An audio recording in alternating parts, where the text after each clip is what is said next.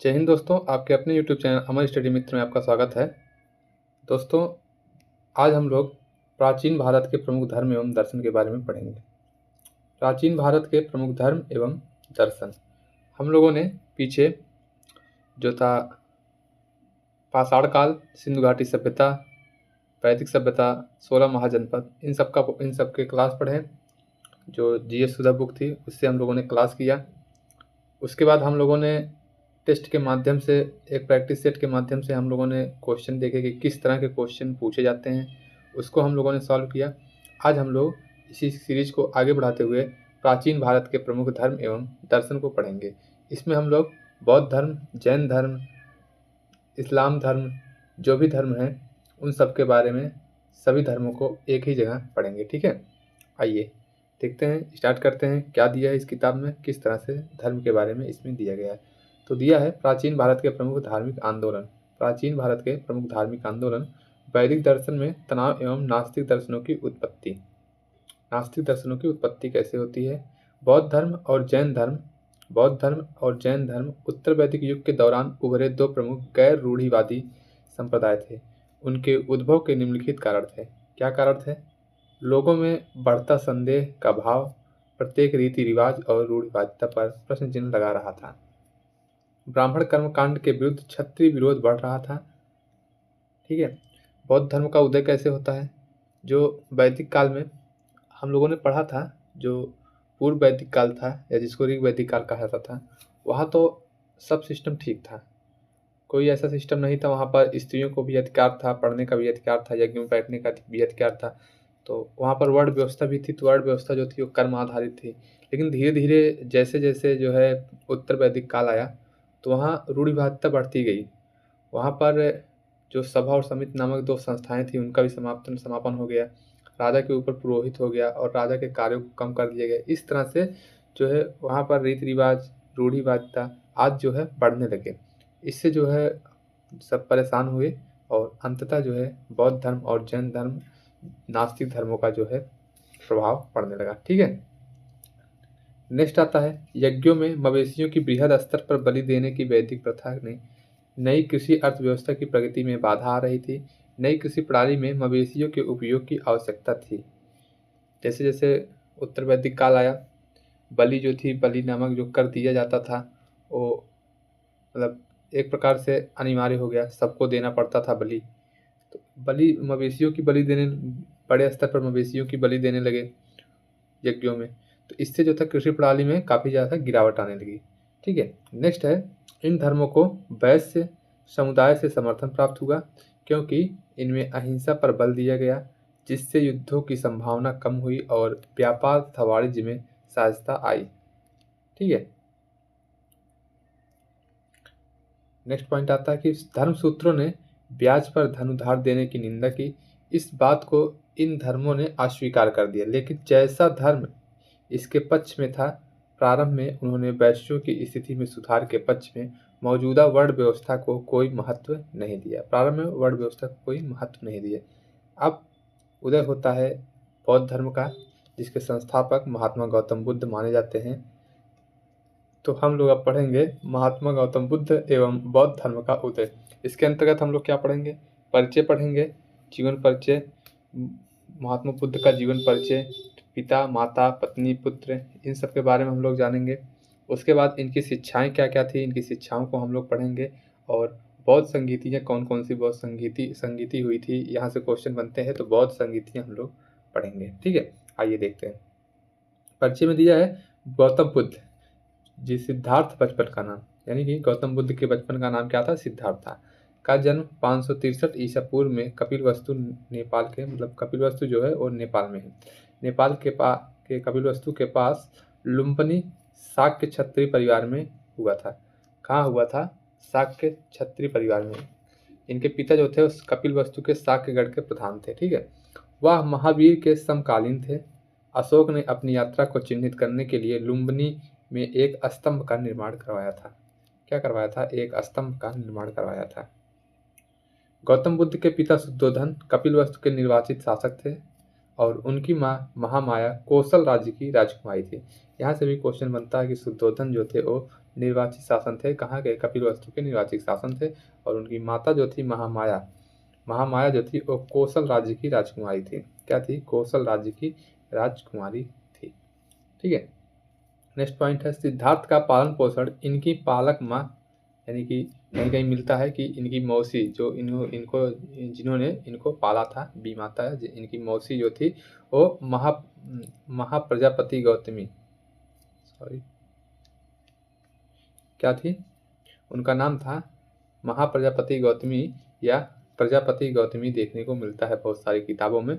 तो आप लोग याद रखेंगे महाप्रजापति गौतमी द्वारा किया गया था, जो उनके संघ में शामिल होने वाली पहली महिला थी। ठीक है, ये इम्पोर्टेंट है। उनके संघ में शामिल होने वाली पहली महिला कौन थी? तो उनकी मौसी महाप्रजापति गौतमी ही थी। ठीक है। अगला है सिद्धार्थ का विवाह यशोधरा से हुआ था। किससे हुआ था? यशोधरा से हुआ था। और उनके पुत्र का नाम राहुल था। एक दिन अपने रथ पर सवार होकर भ्रमण करते हुए उन्हें 4 दृश्य दिखाई देते हैं। क्या दिखाई देते हैं? 4 दृश्य उन्हें दिखाई देते हैं और वे अपने जो सारथी है उससे पूछते हैं उसके बारे में, और इस तरह से वो उनको ज्ञान की प्राप्ति होती है।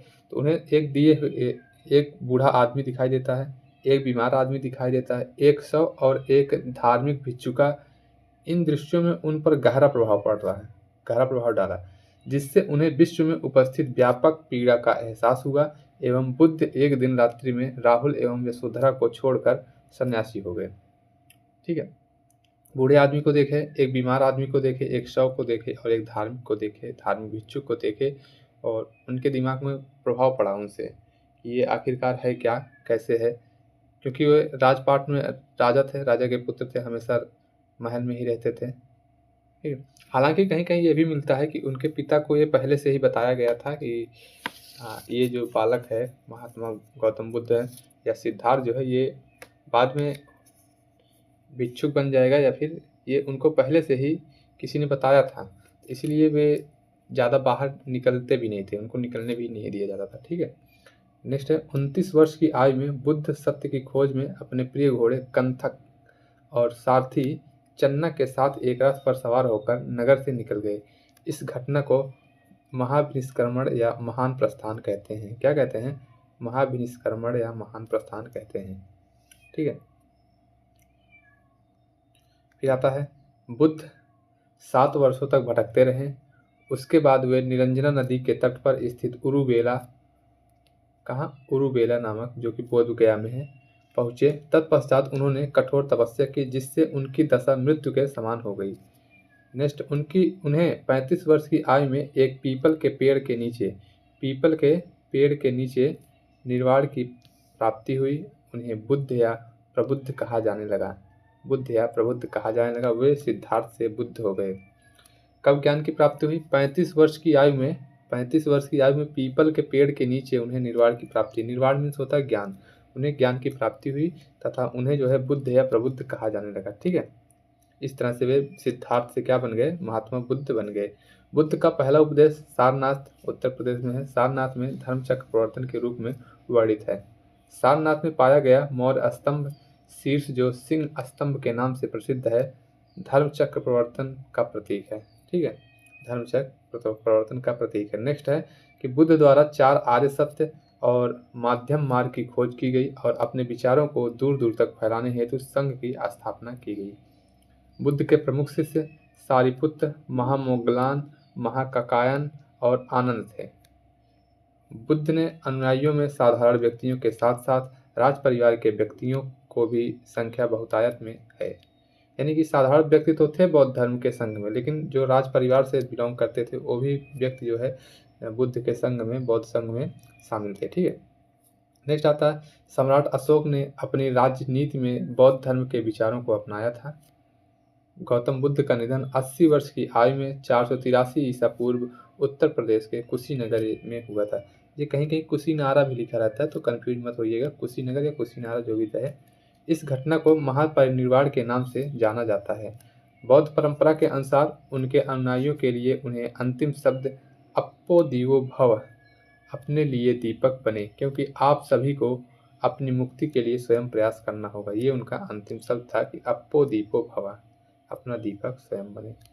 ठीक है, इस तरह से उनकी जीवन काल की घटनाएं थी और उनको एक चार्ट के माध्यम से यहाँ दर्शाया गया है। इसको भी देख लेते हैं कि घटना, प्रतीकात्मक रूप और भौतिक रूप। ठीक है, महायान क्वेश्चन बनता है, इस तरह के क्वेश्चन पूछे गए हैं कि जन्म को किस प्रतीक से उनको दर्शाया जाता है, त्याग को किस प्रतीक से दर्शाया जाता है, इस तरह के भी क्वेश्चन बनते हैं। तो जन्म की बात करें तो जन्म जो था वो कमल या सांड से दर्शाया जाता है, और माया का सपना, ठीक, ये भौतिक रूप है। त्याग घोड़ा, घोड़े के साथ बुद्ध भिक्षु वेश में। ज्ञान प्राप्ति पीपल का पेड़, भूमि स्पर्श मुद्रा। प्रथम उपदेश चक्र या पहिया, जिसको कहा गया है धर्म चक्र प्रवर्तन सारनाथ में। मृत्यु जो था ये स्तूप, पवित्र अवशेष। महापरिनिर्वाण मुद्रा में बुद्ध एक तरफ लेटे हुए और सिर हथेली पर टिका हुआ। ठीक है, इस तरह से ये चीजें हैं। नेक्स्ट आता है बौद्ध धर्म के सिद्धांत। बौद्ध धर्म के सिद्धांत, बौद्ध धर्म दर्शन के सिद्धांत क्या क्या हैं? तो बुद्ध का दर्शन था कि बुद्ध द्वारा आम जनता की पाली भाषा में उपदेश दिए गए। किस भाषा में? पाली भाषा में उपदेश दिए गए। ये भी क्वेश्चन पूछा कि बुद्ध द्वारा उपदेश किस भाषा में दिए गए थे, तो पाली भाषा में, क्योंकि आम जनता में बोली जाने वाली भाषा पाली थी उस समय, और पाली भाषा में इन्होंने अपने उपदेश दिए। इसी कारण बौद्ध धर्म बहुत ज़्यादा प्रचलन में आया। ठीक है, बुद्ध के उपदेश थे संसार क्षण भंगुर है, यानी कि संसार जो है ये क्षण मात्र है। ठीक है, यह निष्प्राण भी है और दुख मानव अस्तित्व में अंतर्निहित है, यानी कि यह इसमें कोई प्राण नहीं है, यह निष्प्राण है, और दुख जो होता है ये मानव अस्तित्व में अंतर्निहित होता है, अर्थात सृष्टि जो है ये दुखमय है, सृष्टि जो है ये दुखमय है। ठीक है, ये इनके उपदेश थे। नेक्स्ट पॉइंट है कि इस प्रकार कठोर तपस्या और आत्मभोग के बीच संयम का मार्ग अपनाकर मनुष्य इन सांसारिक परेशानियों से ऊपर उठ सकता है। इसे ही मध्यम मार्ग कहा जाता है। मध्यम मार्ग किसे कहा जाता है? कि तपस्या, कठोर तपस्या और आत्मभोग के बीच संयम का मार्ग अपनाकर मनुष्य सांसारिक परेशानियों से ऊपर उठ जाता है, इसी को जो है मध्यम मार्ग कहा जाता है। अन्य मान्यताएं हैं, बुद्ध ने ईश्वर के अस्तित्व को ना तो स्वीकार किया और ना ही अस्वीकार किया, यानी कि बुद्ध जो है ये ईश्वर को ना ही मानते थे और ना ही उसका खंडन करते थे, यानी कि ईश्वर है या ईश्वर नहीं है इसके बारे में बुद्ध ने कोई मतलब थॉट नहीं था। फिर आता है कि बुद्ध ने सांसारिक मुद्दों को संबोधित किया, जैसे दुख, मृत्यु आदि, और वे आत्मा तथा ब्रह्म के बारे में तर्क वितर्क से चिंतित नहीं हुआ करते थे। ठीक है, नेक्स्ट है बुद्ध द्वारा वेदों की प्रामाणिकता पर प्रश्न उठाया गया। वेदों की प्रामाणिकता पर प्रश्न उठाया गया। कार्य कारण का संबंध संपूर्ण जगत पर लागू है, जिसे प्रतीत संपात कहा गया। नेक्स्ट है वर्ण व्यवस्था की निंदा की और समानता की स्थापना की। वर्ण व्यवस्था की निंदा की और समानता की स्थापना करते हैं। बुद्ध के 4 आर्य सत्य हैं जो निम्नलिखित हैं। हम लोग देखते हैं कौन कौन से 4 आर्य सत्य हैं। यहाँ से भी क्वेश्चन बनते हैं 4 आर्य सत्यों से।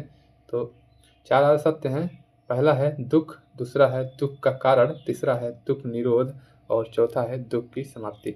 दुख में क्या है कि जन्म, आयु, मृत्यु, वियोग, अधूरी इच्छाएं, ये सब दुख हैं। ठीक है, ये सब इच्छाएं जो है ये सब दुख हैं। और दुख का कारण सुख, शक्ति और लंबे जीवन की इच्छाएं तृष्णा से उत्पन्न होता है, यानी कि दुख है, दुख का कारण है, और दुख निर्वाण भी है। दुख से मुक्ति प्राप्त करना, जिसे मध्यम मार्ग द्वारा प्राप्त किया जा सकता है, ये जो है दुख निरोध या दुख निर्वाण का जो दुख मुक्ति प्राप्त करने का ये साधन है। ठीक है, फिर है कि दुख की समाप्ति की ओर ले जाने वाले मार्ग, जिसे महान अष्टांगिक मार्ग कहा जाता है, या माध्यम से प्राप्त किया जा सकता है। ये था दुख की समाप्ति। ठीक है, बुद्ध के अष्टांगिक मार्ग क्या क्या है? अष्टांगिक मार्ग, ठीक है, इनके अष्टांगिक मार्ग भगवान बुद्ध द्वारा बताया गया एक अत्यंत महत्वपूर्ण सिद्धांत है, जिसे उन्होंने दुख की निवृत्ति और निर्वाण प्राप्ति के लिए अपनाने योग्य मार्ग के रूप में प्रस्तुत किया था।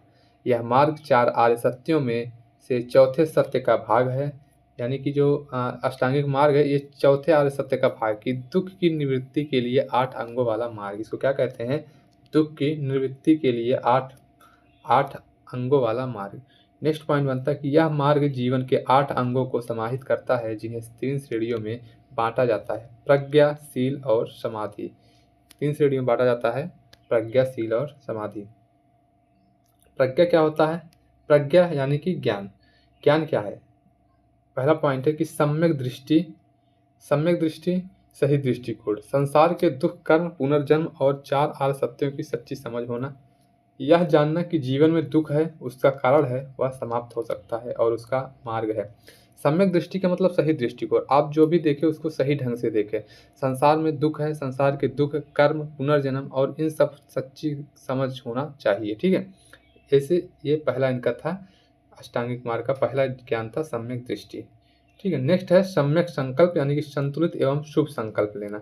सांसारिक इच्छाओं, द्वेष और हिंसा से मुक्त होकर करुणा व त्याग की भावना रखना, ये आता है सम्यक संकल्प के अंतर्गत। फिर शील दूसरा ज्ञान था, मतलब शील था। शील में क्या है? शील में सम्यक वाक, ये अष्टांगिक मार्ग के अंतर्गत ही आते हैं। दो जो थे वो थे ज्ञान के अंतर्गत, फिर शील के अंतर्गत, फिर उसके बाद समाधि के अंतर्गत 3 आएंगे। इस तरह से जो है ये 8 जो अष्टांगिक मार्ग है ये यही है। सम्यक वाक, इसका मतलब होता है कि संतुलित वाणी, अपने वाणी पर विराम, मतलब संतुलित प्रकार की वाणी का प्रयोग करिए कि झूठ, कठोर शब्दों, चुगली और निरर्थक बातों से बचना, ये सम्यक वाक का मतलब होता था। सम्यक कर्मांत, संतुलित कर्म करना, हिंसा हिंसा, चोरी, गलत यौनाचार से दूर रहना, ये सम्यक कर्मांत। नेक्स्ट है सम्यक आजीविका, संतुलित आजीविका उपार्जन, ऐसा पेशा अपनाना जो दूसरों को हानि न पहुंचाए, जैसे हथियार, मांस, शराब या नशीली पदार्थों का व्यापार न करना। ठीक है, समाधि में क्या क्या है? समाधि मानसिक अनुशासन, पहला 6 नंबर का सम्यक प्रयास, सही प्रयास कीजिए, बुरे विचारों से बचना और अच्छे विचारों को पैदा करके बनाए रखना। ठीक है, नेक्स्ट है सम्यक स्मृति, सही तरीके से स्मरण करना, सतत सजग रहना, शरीर, भावना, चित्त और धर्मों की स्पष्ट चेष्टा रखना। फिर आता है सम्यक समाधि, सही तरीके की एकाग्रता, ध्यान की ऐसी अवस्था जहां मन पूर्णतः एक बिंदु पर केंद्रित हो और समाधि की उच्च अवस्था प्राप्त हो, ये थी सम्यक समाधि। ठीक है, इस तरह से अष्टांगिक मार्गों को मध्यम मार्ग कहा जाता था, जिसके माध्यम से जो है महापरिनिर्वाण या ज्ञान की प्राप्ति होती थी। ठीक है, निष्कर्षतः अष्टांगिक मार्ग एक ऐसा समग्र जीवन पथ है जो व्यक्ति को मानसिक, नैतिक और बौद्धिक रूप से परिपूर्ण बनाता है। इसका अनुसरण कर कोई भी व्यक्ति दुखों से मुक्ति और निरोगी और अग्रसर हो सकता है। ठीक है, ये थे अष्टांगिक मार्ग। ठीक है, ये जो बौद्ध धर्म है यूपी SSSC PET की दृष्टि से बहुत ही इंपॉर्टेंट है, यूपी पुलिस में भी क्वेश्चन बनते हैं, तो इम्पोर्टेंट टॉपिक है बौद्ध धर्म, तो इसको अच्छे से हम लोग कवर कर रहे हैं। ठीक है, अब हम लोग देखते हैं बौद्ध साहित्य। बौद्ध साहित्य में क्या क्या है? क्या है? बौद्ध साहित्य, पाली बौद्ध साहित्य, हीनयान परंपरा। बौद्ध धर्म 2 यानों में विभक्त हो गया था, 2 खंड हो गए थे इसके, वही है, एक हीनयान है, एक महायान है, इस तरह से 2 खंडों में विभक्त हो गया था। तो पाली बौद्ध साहित्य जो हीनयान परंपरा के अंतर्गत आता है, तो इसको हम लोग देखते हैं। इसमें 3 पिटक की बात करते हैं। त्रिपिटक, क्वेश्चन बनता है कि त्रिपिटक किस धर्म से संबंधित है, तो आप लोग इसका सही जवाब देंगे कि त्रिपिटक जो है ये बौद्ध धर्म से संबंधित है। बुद्ध वचनों का संग्रह जो था इसको त्रिपिटक कहा जाता था। पहला है विनय पिटक। विनय पिटक में क्या था? बौद्ध संघ के आचार संहिता के नियम, उदाहरण महावग्न एवं चुल्लवग्ग, ये सब जो थे ये विनय पिटक में क्या थे, यानी कि बौद्ध संघ के आचार संहिता के नियम जो थे ये विनय पिटक में थे। नेक्स्ट आता है सुत्त पिटक। सुत्त पिटक में बुद्ध के उपदेशों का संग्रह 5 निकायों में विभाजित है: दीघ्घ निकाय, मध्यम निकाय, संयुक्त निकाय, अंगुत्तर निकाय, खुद्दक निकाय। ठीक है, इसके अंतर्गत जो है बुद्ध के उपदेशों का संग्रह है सुत्त पिटक में। सुत्त पिटक में क्या है? बुद्ध के उपदेशों का संग्रह है। अभिधम्म पिटक में क्या है? अभिधम्म पिटक दार्शनिक और मनोवैज्ञानिक व्याख्या बुद्ध के शिष्य महाश्रामणों द्वारा रचित है, ये अभिधम्म पिटक। आगे बढ़ते हैं। संस्कृत बौद्ध साहित्य, ये महायान परंपरा के अंतर्गत इस आता है संस्कृत बौद्ध साहित्य। इसमें प्रज्ञा पारमिता सूत्र, शून्यवाद का दर्शन, सद्धर्म पुंडरीक सूत्र, भक्ति और बुद्धत्व का आदर्श, लंकावतार सूत्र, योगाचार दर्शन पर आधारित अवतंसक सूत्र, बौद्ध ब्राह्मण की भव्य कल्पना और विमल कीर्ति सूत्र जो है ये गृहस्थ बौद्ध अनुयायियों की महिमा, ये थे बौद्ध धर्म से संबंधित साहित्य। ठीक है, अब बौद्ध धर्म की आचार संहिता क्या थी? बौद्ध धर्म की आचार संहिता, इसको देखते हैं। समान व्यक्ति हेतु क्या कैसे नियम थे और बौद्ध भिक्षु हेतु क्या कैसे नियम थे। निषिद्ध वस्तुएं, जिन चीज़ों से दूर रहना चाहिए, ठीक है, इसके बारे में दिया गया है। जो समान व्यक्ति है वह दूसरों की संपत्ति पर लालच से निषेध था उसको, हिंसा करना, जीव की हत्या करने से निषेध था उसको, नशीली पदार्थों के सेवन पर प्रतिबंध था, झूठ बोलना निषेध था और भ्रष्ट आचरण जो था ये जो था ये निषेध था। और वही बौद्ध भिक्षुओं के हेतु भिक्षुओं के भोजन, पोशाक और यौन आचरण पर प्रतिबंध था। भोजन, पोशाक और यौन आचरण पर प्रतिबंध था। सोना चांदी स्वीकार करने या खरीदने बेचने पर प्रतिबंध था भिक्षुओं के लिए। ठीक है, अब हम लोग देखते हैं क्या है बौद्ध धर्म के तत्व। बौद्ध धर्म के तत्व, बौद्ध धर्म 3 मुख्य तत्वों से मिलकर बना है, जिसको त्रिरत्न कहते हैं। बुद्ध, संघ और धम्म। बुद्ध, संघ और धर्म से मिलकर बना है। ठीक है, बौद्ध धर्म के प्रचार प्रसार वाले क्षेत्र, बौद्ध धर्म के प्रचार प्रसार वाले क्षेत्र तो मगध, कोसल, कौशाम्बी और विभिन्न गणराज्यों ने ब्राह्मण भेदभाव के कारण बौद्ध धर्म की ओर रुख किया, जो ब्राह्मणवाद के विपरीत इसके कथित उदारवाद और लोकतंत्र से प्रेरित था।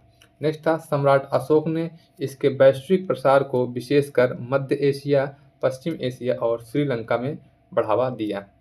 ठीक है, किसने बढ़ावा दिया था? सम्राट अशोक ने। संघ की आचार संहिता, संघ की आचार संहिता क्या थी? पहला पॉइंट आता है कि संघ जाति और लैंगिक भेदभाव की परवाह किए बिना सभी के लिए खुला था, अर्थात शूद्रों एवं महिलाओं हेतु भी खुला था। देखिए, वहीं जहाँ उत्तर वैदिक काल में महिलाओं को शिक्षा और यज्ञ से बाहर कर दिया गया था, वहीं जो है बौद्ध दर्शन में, बौद्ध धर्म में शूद्रों और महिलाओं के लिए भी जो था संघ खुला हुआ था। तपस्सु एवं भल्लिक 2 शूद्र अनुयायी बने थे। ठीक है, नेक्स्ट आता है प्रारंभ में केवल पुरुष ही संघ में शामिल हुए, परंतु बाद में आनंद की सहायता से इसमें महिलाओं को भी शामिल होने की अनुमति मिली। महाप्रजापति गौतमी, जो गौतम बुद्ध की मौसी थी या जिन्होंने इनका लालन पोषण किया था, पहली महिला थी जो संघ में शामिल हुई थी, जो संघ में आई थी। ठीक है, यहाँ से क्वेश्चन बनता है, पहली महिला कौन थी जो बौद्ध संघ को अपनाई थी? तो वो थी महाप्रजापति गौतमी। बुद्ध ने अपने उत्तराधिकारी का नाम नहीं बताया, उनकी शिक्षाएं उनके अनुयायियों के लिए मार्गदर्शक बनी। नेक्स्ट है संघ ने तर्कवाद को बढ़ावा दिया। बौद्ध ग्रंथों में फुटागारशाला शब्द का उल्लेख मिलता है, जिसका शाब्दिक अर्थ है नुकीली छत वाली झोपड़ी या उपवन, जहां यात्रा करने वाले भिक्षुक ठहरते थे। यह बौद्धिक बहस और चर्चा का स्थान था। ठीक है, फुटागारशाला, एक बार मैं एग्जाम देने गया था, तो उसमें जैसे जो बौद्ध धर्म के जो स्तूप नहीं होते हैं, स्तूप जो बने होते हैं, मठ जो बने होते हैं, उसके बारे में पूछा था कि ये ऊपर का भाग क्या कहते हैं, नीचे का भाग क्या कहते हैं। वैसे आप लोग इसको याद रखेंगे। ठीक है, अगर पूछेगा फुटागारशाला क्या होता है, तो इस शब्द का मतलब होता है नुकीली छत वाली झोपड़ी या उपवन। ठीक है, कोई भी क्वेश्चन बन सकता है कहीं से भी, तो याद रखेंगे। अब आगे देखते हैं, ये है बौद्ध संगीति। क्या है? बौद्ध संगीति या बौद्ध परिषदें। बौद्ध संगीति, बौद्ध धर्म में 4 बौद्ध संगीतियों का उल्लेख मिलता है। ठीक है, 4 का मिलता है। प्रथम बौद्ध संगीति 483 ईसा पूर्व में राजगृह में हुआ था। राजा कौन थे? अजातशत्रु, और अध्यक्ष जो थे इसके महाकश्यप थे। इस बौद्ध संगीति में क्या क्या हुआ था? बुद्ध की मृत्यु के ठीक बाद हुआ था। उपाली ने विनय पिटक का संकलन किया था। आनंद ने सुत्त पिटक का संकलन किया था। ठीक है, नेक्स्ट आता द्वितीय बौद्ध संगीति 383 ईसा पूर्व वैशाली में हुआ था। कालाशोक शासक थे उस टाइम इसको कराने वाले, और श्रवाकामी अध्यक्ष थे। इसमें क्या हुआ था? बुद्ध के मृत्यु के 1 शताब्दी बाद, और बौद्ध धर्म अस्थिरवाद और महासंघिक में विभाजित हो गया। नेक्स्ट आता है तृतीय बौद्ध संगीति, जो पाटलिपुत्र में आयोजन हुआ था। अशोक राजा थे और अध्यक्ष थे मोगलीपुत्र तिस्स। ये अंतिम खंड, जिसे कथावस्त कहा जाता है, अभिधम्म पिटक में जोड़ा गया। भारत श्रीलंका यानी कि से बाहर प्रचार हेतु बौद्ध प्रचारकों को भेजा गया। पहली बार बौद्ध धर्म का प्रचार बाहर हुआ। ठीक है, इस तरह से। नेक्स्ट आता है चौथी बौद्ध संगीति। चौथी बौद्ध संगीति कहाँ हुआ था? तो ये कुंडलवन श्रीनगर में हुआ था। कनिष्क राजा थे और वसुमित्र अश्वघोष जो थे ये उसके जो थे अध्यक्ष थे। इसमें क्या हुआ? पिटक पर टीकाएं लिखी गई। स्वास्तिकवादी सिद्धांतों का संकलन महाविभास में किया गया।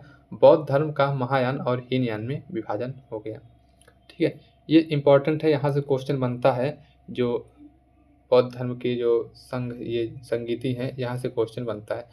तो यहाँ से क्वेश्चन किस तरह से बनता है? टाइम भी पूछ सकता है और ये भी पूछ सकता है कि पहली बौद्ध संगीति कहाँ हुई थी, या पहली बौद्ध संगीति के शासक कौन थे, या पहली बौद्ध संगीति के अध्यक्ष कौन थे। इस तरह के क्वेश्चन जो थे बन सकते हैं।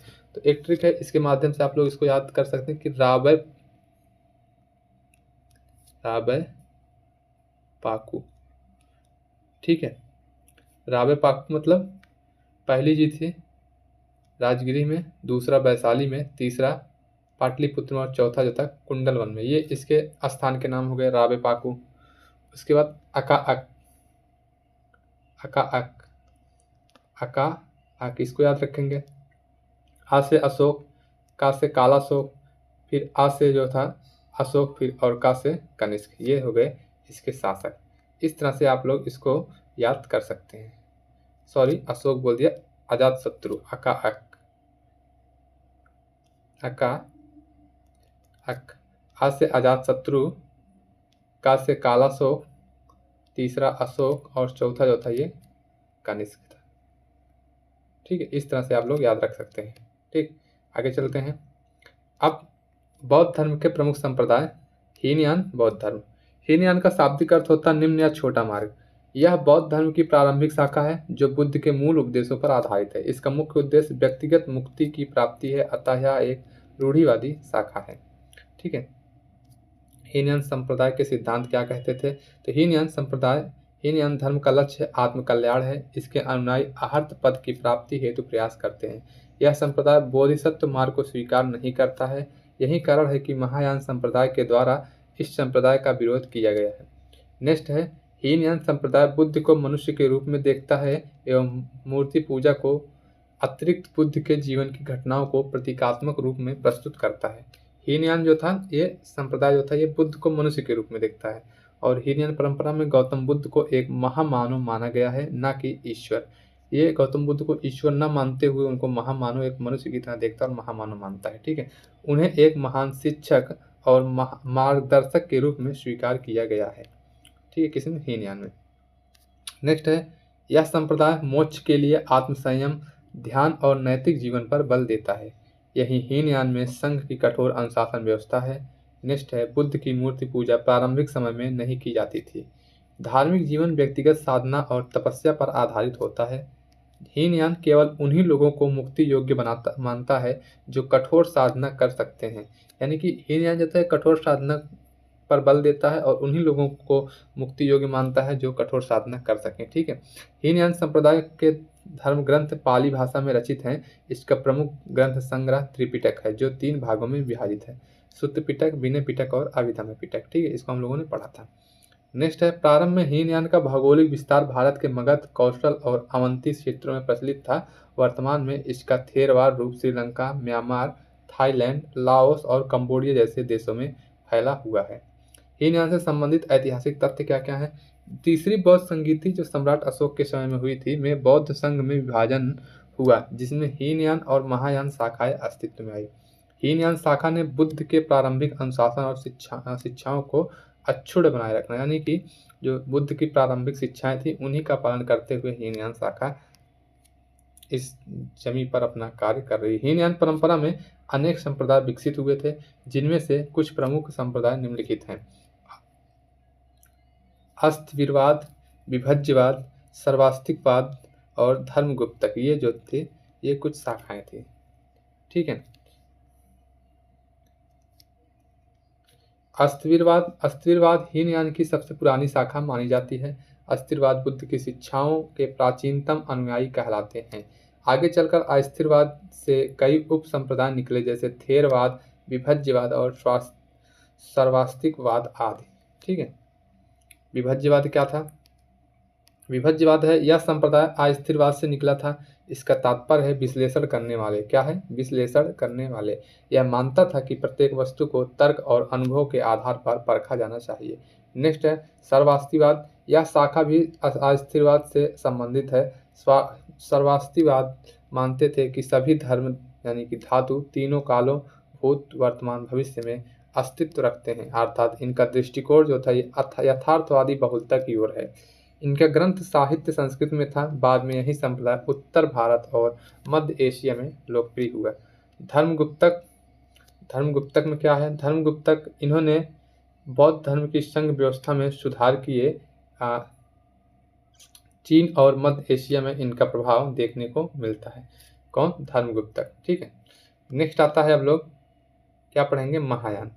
कट गया है थोड़ा सा।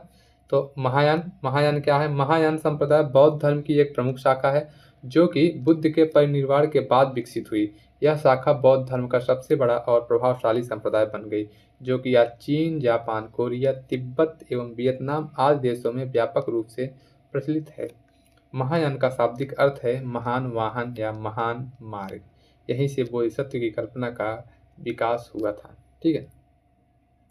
इसके विपरीत थेरवाद और हीनवाद को क्षुद्र मार्ग कहा जाता है, जो केवल व्यक्तिगत निर्वाद को सर्वोपरि मानते हैं। ठीक है। महायान शाखा की मुख्य विशेषताएं क्या थी? बोधिसत्व का आदर्श। बोधिसत्व वह होता है जो स्वयं बुद्धत्व प्राप्त करने में सक्षम होते हुए भी दूसरों की मुक्ति के लिए जन्म जन्मांतर तक पुनर्जन्म लेते रहते हैं। नेक्स्ट है यह करुणा और परोपकार का प्रतीक है। नेक्स्ट है बोधिसत्व जैसे अवलोकितेश्वर, मंजूश्री, मैत्रेय, तारा आदि प्रमुख हैं। ये बोधिसत्व होते हैं। ठीक है। नवबुद्ध की धारणा। महायान में यह मान्यता है कि केवल गौतम बुद्ध ही नहीं बल्कि अनेक बुद्ध हैं जो भूत, वर्तमान और भविष्य में होते हैं। उदाहरण अमिताभ बुद्ध, मैत्रेय बुद्ध और वज्रसत्व बुद्ध। ठीक है। महायान शाखा त्रिकाय सिद्धांत को मान्यता देता है, अर्थात महायान में बुद्ध के 3 रूप माने जाते हैं: धर्मकाय, संभोगकाय और निर्माणकाय। शुद्ध आध्यात्मिक रूप धर्मकाय का मतलब होता है। संभोगकाय का मतलब होता है दिव्य रूप जो बोधिसत्व के साथ संवाद करता है, और निर्माणकाय भौतिक रूप जैसे कि सिद्धार्थ या गौतम। ठीक है। ये 3 रूपों को मान्यता देता है। नेक्स्ट है कि महायान शाखा में सूत्रों की परंपरा की व्याप्त रही है। महायान शाखा में प्रज्ञापारमिता सूत्र, संदर्भ पुंडरीक सूत्र, लंकावतार सूत्र, विमल कीर्ति सूत्र आदि ग्रंथ विशेष रूप से पूजनीय हैं। ये ग्रंथ आप लोग ध्यान रखेंगे, क्वेश्चन बन भी सकते हैं। ये ग्रंथ बुद्ध को केवल एक ऐतिहासिक पुरुष नहीं बल्कि सार्वभौमिक सत्य के रूप में प्रस्तुत करते हैं। ठीक है।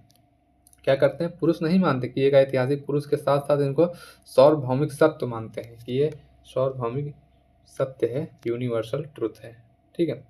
प्रमुख केंद्र विस्तार। महायान शाखा का प्रचार चीन में कश्यप मातंग और धर्मरक्ष ने किया। वहीं कोरिया और जापान में यह शाखा चीन से विस्तृत हुई। नेक्स्ट है तिब्बत में महायान एवं तंत्रवाद से मिलकर वज्रयान शाखा का उदय हुआ। मंगोलिया, वियतनाम, नेपाल, भूटान में भी महायान का प्रभाव देखा जाता है। ठीक है। ये था महायान। अब महायान बौद्ध धर्म की प्रमुख शाखाएं क्या क्या हैं? तो माध्यमिक या शून्यवाद, इसको शून्यवाद दर्शन कहते हैं या माध्यमिक दर्शन कहते हैं। तो इसमें क्या है? इस शाखा के संस्थापक जो थे नागार्जुन थे। 2वीं शताब्दी में इसकी स्थापना होती है। इस दर्शन का प्रमुख विचार है शून्यता का सिद्धांत, जिसका अर्थ है कि सब वस्तुएं न तो पूर्णतया अस्तित्व में है न पूर्णतया अनस्तित्व में है। सभी वस्तुएं एक शून्यमय है। क्या है? शून्यमय है। न कोई वस्तु पूर्णतः अस्तित्व में है और न ही कोई वस्तु अनस्तित्व में है। नेक्स्ट है इनका अर्थ है सभी धारणा और मत सीमित और सापेक्ष होते हैं। ठीक है। नेक्स्ट है यह दर्शन तर्क शक्ति और द्वैत से ऊपर उठने की ओर प्रेरित करता है। योगाचार या विज्ञानवाद क्या कहता है? तो ये कहता है इस शाखा के संस्थापक असंग और वसुबंधु माने जाते हैं। इस शाखा का मुख्य विचार है विज्ञान मात्रवाद, जिसका अर्थ है कि सारा संसार जो है केवल चेतना में ही विद्यमान है। चेतना यानी कि विज्ञान में ही विद्यमान है। नेक्स्ट है वज्रयान या तंत्रयान। यह महायान से निकली प्रमुख शाखा है। इस शाखा के प्रमुख क्षेत्र तिब्बत, नेपाल, भूटान, मंगोलिया आदि हैं। इस शाखा की मुख्य विशेषता मंत्र, तंत्र, यंत्र, ध्यान और विशेष अनुष्ठानों का प्रयोग है। ठीक है। ब्रज वज्रयान परंपरा में लामा गुरु की भूमिका महत्वपूर्ण होती है। जैसे दलाई लामा इसी परंपरा के आध्यात्मिक नेता हैं। ठीक है, लामा यानी कि गुरु, इसको ध्यान रखेंगे। बोधिसत्व बौद्ध धर्म में वे महान आत्माएं होती हैं जो संपूर्ण ज्ञान प्राप्त करने की क्षमता रखते हैं, परंतु दूसरों की मुक्ति के लिए स्वयं निर्वाण को स्थगित कर देते हैं। ये करुणा, त्याग और प्रज्ञा के प्रतीक होते हैं। विशेष रूप में महायान बौद्ध परंपरा में बोधिसत्वों की संख्या और उनकी भूमिकाएं अत्यंत महत्वपूर्ण होती है। ठीक है, अब कुछ बोधिसत्व देखेंगे और उनके गुण देखेंगे। जैसे अवलोकितेश्वर हैं, इनका गुण है करुणा। मंजूश्री हैं, प्रज्ञा यानी कि ज्ञान। तारा देवी महायान में महिला बोधिसत्व। वज्रयान में महिला बुद्ध यानी कि स्त्री शक्ति। क्षितिगर्भ, इसका अर्थ है पृथ्वी का गर्भ अर्थात बच्चों का संरक्षण। सहनशीलता, मैत्रेय ये भविष्य के बुद्ध। इस तरह से ये जो थे ये बोधिसत्व हैं। और है समंतभद्र ध्यान, वज्रपाणी शक्ति के वसुधारा, धन समृद्धि और प्रचुरता। स्कंद बिहारों और बौद्ध शिक्षाओं के संरक्षक। अमिताभ महान उद्धारकर्ता। अक्षय गर्भा अंतरिक्ष के तत्वों से संबंधित। ठीक है, ये इनके गुण हैं। बौद्ध धर्म के अंतर्गत विभिन्न मुद्राएं, कौन कौन सी मुद्राएं बौद्ध धर्म के अंतर्गत प्रचलित हैं, आइए देखते हैं। तो बौद्ध धर्म मुद्राएं अत्यंत महत्वपूर्ण है। ये विशेष करके हाथ मुद्राएं होती हैं जो ध्यान, उपदेश, सुरक्षा तथा ज्ञान जैसे विभिन्न भावों उद्देश्यों को दर्शाती हैं। बौद्ध मूर्तियों और चित्रों में भगवान बुद्ध और अन्य आकृतियों को इन मुद्राओं में दर्शाया जाता है। प्रमुख बौद्ध मुद्राओं का विवरण देखिए। ध्यान मुद्रा। ध्यान मुद्रा होता है यह मुद्रा ध्यान, एकाग्रता और आंतरिक शक्ति का प्रतीक है। अंजलि मुद्रा, यह सम्मान, अभिवादन और कृतज्ञता का प्रतिनिधित्व करती है। वितर्क मुद्रा, यह शिक्षण मुद्रा है। वरद मुद्रा, यह मुद्रा उदारता का प्रतीक है। अभय मुद्रा, यह मुद्रा निर्भयता का प्रतीक है। भूमि स्पर्श मुद्रा, यह मुद्रा ज्ञान का प्रतीक है। और उद्धरण या उत्तर बोधि मुद्रा, यह मुद्रा सर्वोच्च ज्ञान का प्रतीक है। धर्मचक्र प्रवर्तन मुद्रा, संस्कृत में धर्मचक्र प्रवर्तन का अर्थ होता है धर्म चक्र, अर्थात यह धर्म को गतिशीलता प्रदान करता है। कर्ण मुद्रा, यह मुद्रा नकारात्मकता से बचाती है। वज्र मुद्रा 5 तत्वों का प्रतीक होता है। वज्र मुद्रा बौद्ध धर्म को संरक्षण प्रदान करने वाले राजा एवं राजवंश। यहाँ से भी क्वेश्चन बनता है कि कौन कौन से राजा बौद्ध धर्म के अनुयायी थे। ठीक है, राजवंश था मगध राजवंश, बिंबिसार, अजातशत्रु, कालाशोक और अशोक। ये से मगध राजवंश से ये सब जो थे ये बौद्ध धर्म को संरक्षण प्रदान किए थे। इंडो ग्रीक शासक जो थे मिनांडर प्रथम या मिलिंद जिनको कहते हैं, ये भी। कुशाण राजवंश में कनिष्क कई बौद्ध मठों और स्तूपों का निर्माण करवाया था कनिष्क ने। फिर सातवाहन वंश में गौतमी पुत्र सातकर्णी, वरिष्ठी पुत्र पुलमावी और बौद्ध वास्तुकला का समर्थन किया था, जिसमें अमरावती और कार्ले स्तूप बनवाए गए थे। ठीक है, गुप्त राजवंश कुमार गुप्त, बुद्धगुप्त, पुण्यभूति राजवंश हर्ष जो था ये बौद्ध परिषदों का आयोजन किया था, मठों का निर्माण और महायान बौद्ध धर्म को बढ़ावा दिया था। पाल राजवंश में देवपाल, धर्मपाल भारत में बौद्ध धर्म के अंतिम महान संरक्षक और विक्रमशिला जैसे मठों का निर्माण किसने कराया था? पाल वंश ने कराया था। ठीक है, आज इतना ही था। आज हम लोगों ने पूरा बौद्ध धर्म पढ़ लिया है। तो वीडियो अच्छी लगी हो तो लाइक कर दीजिएगा। अगले क्लास में हम लोग जैन धर्म को अच्छे से पढ़ेंगे, और जब हम लोग पूरा पढ़ लेंगे बौद्ध, जैन, इस्लाम और वैष्णव सब धर्म जब हम लोग पढ़ लेंगे, उसके बाद इनसे भी रिलेटेड हम लोग क्वेश्चन लेकर आएंगे और देखेंगे, अपनी तैयारी को जांचेंगे। ठीक है, चलिए मिलते हैं अगले वीडियो में। चैनल पर नया है तो चैनल को सब्सक्राइब कर दीजिएगा। ठीक है।